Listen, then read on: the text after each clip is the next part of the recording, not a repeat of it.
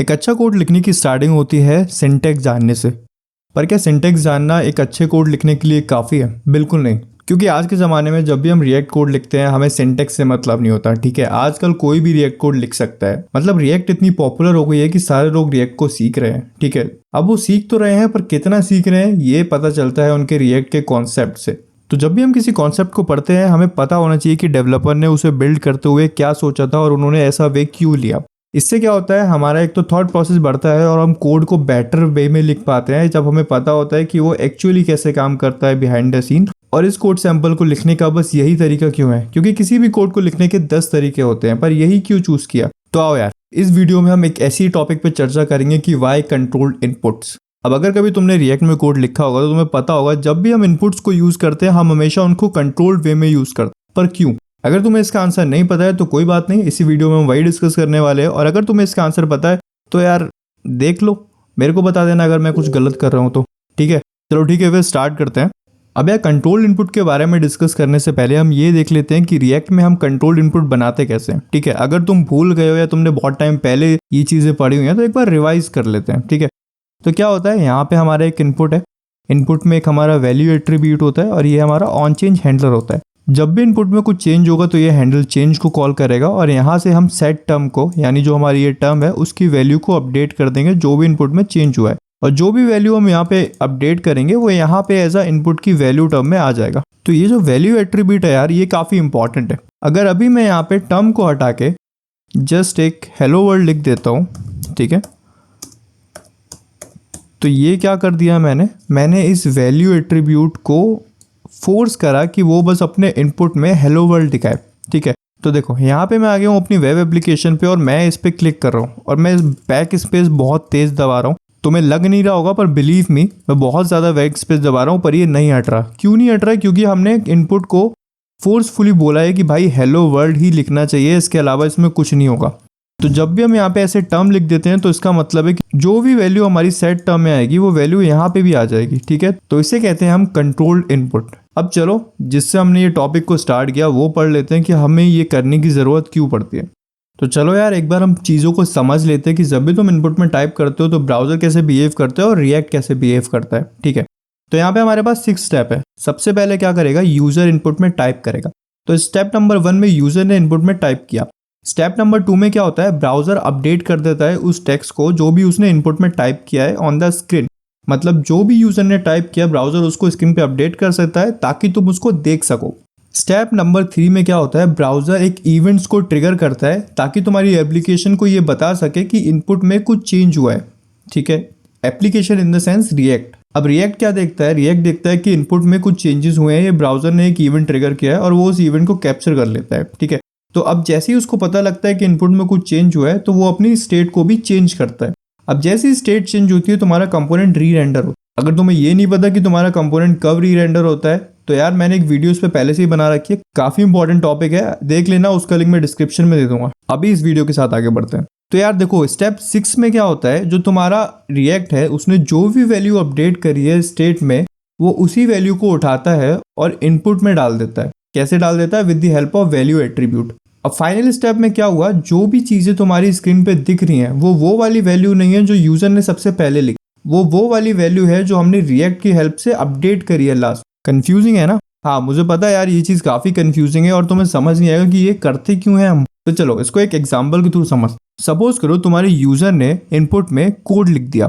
ठीक है, अब क्या होगा, ब्राउज़र ने उसको स्क्रीन पे अपडेट कर दिया। ठीक है, थर्ड स्टेप में क्या होगा, ब्राउज़र ने एक इवेंट ट्रिगर किया रिएक्ट को ये बताने के लिए कि कुछ इनपुट में चेंज हुआ है। अब फोर्थ स्टेप में रिएक्ट ने देखा कि इनपुट में कुछ चेंज हुआ है और उसने अपनी स्टेट को अपडेट कर दिया। ठीक है, तो लेट्स सपोज सेट स्टेट है यहाँ पे हमारी और उसको हमने कोड से अपडेट कर दिया क्योंकि हमने कोड लिखा था यूजर में तो वही अपडेट कर दिया। अब फिफ्थ स्टेप में तुम्हारा कंपोनेंट री रेंडर होगा क्योंकि जब भी तुम्हारी स्टेट चेंज होती है तुम्हारा कंपोनेंट री रेंडर होता है। अब सिक्स्थ स्टेप में क्या है, हमारा जो स्टेट है उसकी वैल्यू है कोड। ठीक है, अब रिएक्ट देखेगा कि हमारी स्टेट की वैल्यू चेंज हुई है, वो है कोड। अब रिएक्ट क्या करेगा, जो यूजर ने इनपुट टाइप किया था सबसे पहले उसको ओवरराइट करके अपनी न्यू वैल्यू लिख देगा। अब तुम लोग पूछोगे कि यार ऐसा हो क्यों रहा है, क्योंकि हमने पहले भी कोड टाइप किया और रिएक्ट ने बाद में भी कोड किया। मतलब वहां पे स्टार्टिंग में कोड लिखा था यूजर ने, इन दी एंड रिएक्ट ने उसको ओवरराइट करके कोड ही लिख दिया। क्या सेंस है इसका? कोई सेंस बना? नहीं ना। तो फिर से यार सेम क्वेश्चन, वाई? ऐसा क्यों करना पड़ रहा है हमें यार? हम कर तो सेम ही चीज़ है ना, पूरी लूप में घूम के। वहाँ पे कोड लिखा था, रिएक्ट ने फिर से उसको कोड लिख दिया। नहीं, यहाँ पे कॉन्सेप्ट ये है कि जब पहले कोड लिखा था यूजर ने, तो वो कंट्रोल था ब्राउजर के हाथ में। पहले क्या होता था, यूजर कुछ भी चेंज करता था, ब्राउजर बताता था रिएक्ट को कि देखो ये चेंज हुआ है, और उसके हिसाब से रिएक्ट अपनी स्टेट को अपडेट करता था। पर एंड में रिएक्ट ने क्या किया, अपनी स्टेट को अपडेट किया और फोर्सफुली ब्राउजर के इनपुट में उसने अपनी स्टेट की टर्म को डाल दिया। तो इससे क्या फायदा हुआ, जो कंट्रोल पहले ब्राउजर के हाथ में था इनपुट का, रिएक्ट ने उसको छीन के अपने हाथ में कर लिया। तो पूरा कंट्रोल रिएक्ट के पास है उस इनपुट का। ठीक है, तो ये one of the best feature है यार रिएक्ट का, जो सारी फंक्शनैलिटी अपने हाथ में कर ली उसने, और उससे हमें काफी ज्यादा फायदे हुए। अब कौन से फायदे हुए हैं वो देख लेते हैं। Need to read the value of the input. ठीक है, अब इसका क्या मतलब है, अगर तुम्हें अपने इनपुट की वैल्यू रीड करनी है तो पहले तुम्हें क्या करना पड़ता था, document dot query selector input dot value, तो वैसे तुम रीड करते थे इनपुट की। ठीक है, पर अभी यहाँ पे तुम्हें वो करने की ज़रूरत नहीं है, क्योंकि सारा कंट्रोल रिएक्ट के हाथ में है। तो जो भी वैल्यू तुम्हारी स्टेट में होगी वही वैल्यू इनपुट में होगी। तो डायरेक्टली तुम स्टेट की वैल्यू चेक कर लो, तुम्हें पता लग जाएगा कि तुम्हारी इनपुट की वैल्यू क्या है। सेकंड चीज़ है need to update the value of the input. अगर तुम्हें तुम्हारे इनपुट की वैल्यू अपडेट करनी है तो पहले हम क्या करेंगे, document dot query selector input dot value equal to something. पर अब जब सारा कंट्रोल फिर से रिएक्ट के हाथ में है तो हमें कोई भी चीज़ करने की ज़रूरत नहीं है, हम सीधे सेटर फंक्शन से उसकी वैल्यू को अपडेट कर सकते हैं।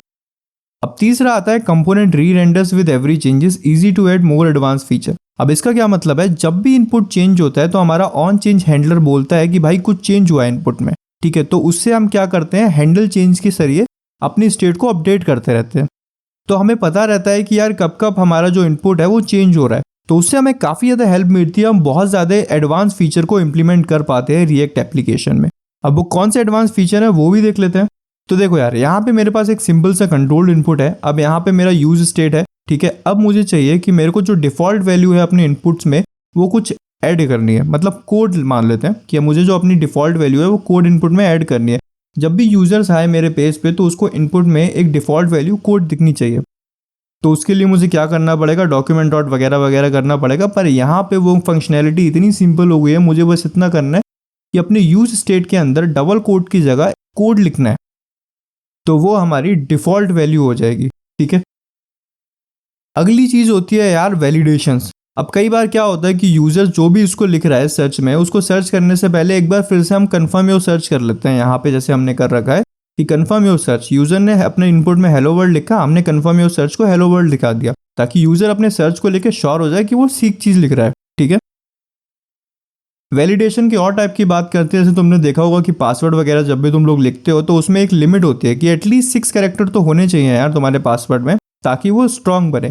ठीक है, तो वही सारी चीज़ भी हम कर सकते हैं with the help of on change, जो हमने इनपुट पे लगाया और पूरी कंट्रोल हमारा रिएक्ट के पास में है, इसीलिए बस हम ये कर पा रहे हैं। हमें पता लग रहा है कि यूज़र हमारे इनपुट में कैसे चेंज कर रहा है और वहाँ पे कितने अल्फ़ाबेट है, कितने लेटर है। और एक और चीज़ आती है, जैसे तुम्हारा नेम फील्ड है, अब तुम्हें उसमें पता लग जाता है कि उसमें क्या लिख रहा है यूज़र। ठीक है, अब वो नंबर है, अल्फ़ाबेट्स हैं, या कुछ भी अलग जिविश वगैरह है, तो इससे तुम काफ़ी ज़्यादा अच्छे फीचर्स इंप्लीमेंट कर सकते हो। और सर्च क्लिक करने पे या कुछ भी फंक्शनैलिटी यूज़ करने से पहले तुम यूज़र को पहले ही वार्न कर सकते हो कि भाई ये कर रहे हो तुम, क्या तुम श्योर हो इस चीज़ को लेके। तो आई होप यार ये सब चीज़ें सुन के तुम्हें कुछ कुछ समझ में आया होगा। अब ये सारी चीज़ें जो वैलिडेशन हमने बात करी है उसको एक बार इंप्लीमेंट करके भी देख लेते।